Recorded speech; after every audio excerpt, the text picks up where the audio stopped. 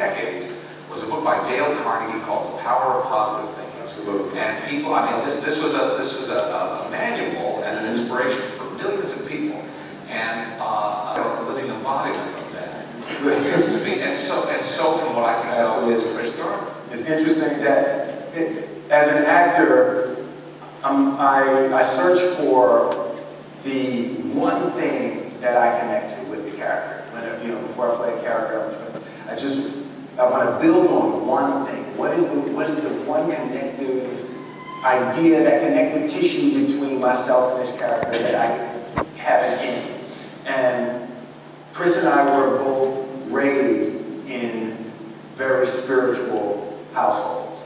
And we both believe wholeheartedly that our thoughts, our feelings, our dreams, our ideas are physical in the universe.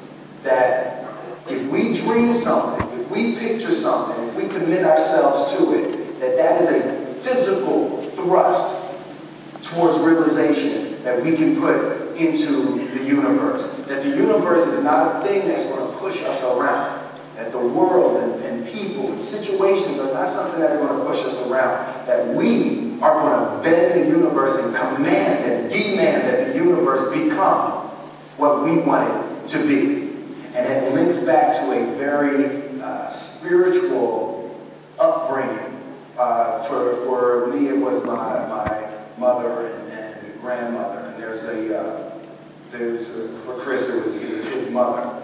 And there's a term that Chris always uses. I'm gonna get it right, Chris. What do you call it? Spiritual genetics. That there is a spirit of a person, and you feel that it was his mother, and he has the spiritual genetics that his mother embodied, and that was the idea that was the first connective tissue that I connected to with Chris. And I so, if there's one thing that people would walk away from this movie with, that would be my deepest hope. Someone asked me the question I was in Europe a few weeks ago promoting the movie, and the person asked me what is my preoccupation with happy endings, right?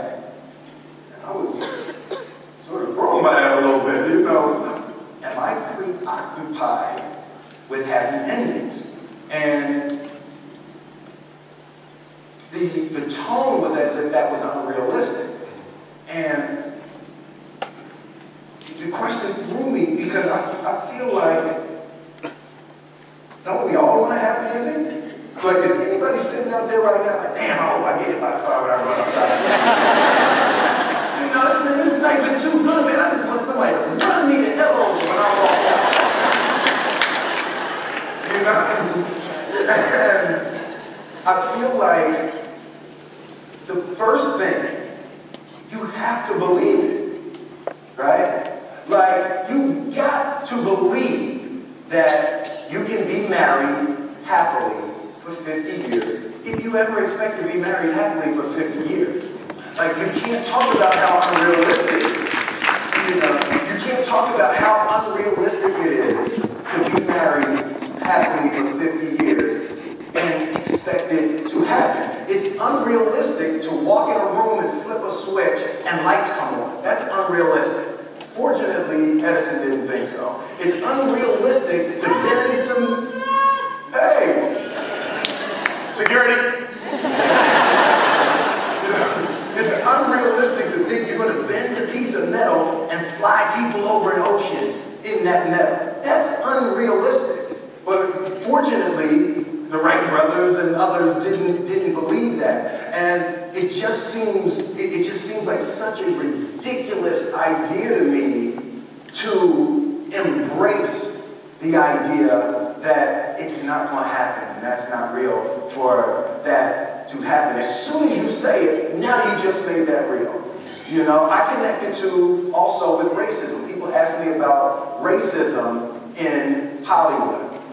Why would I acknowledge racism? When you acknowledge the obstacle, you actually give it power by the acknowledgement of it. I'm going to walk through it. I'm going to walk over it, around it.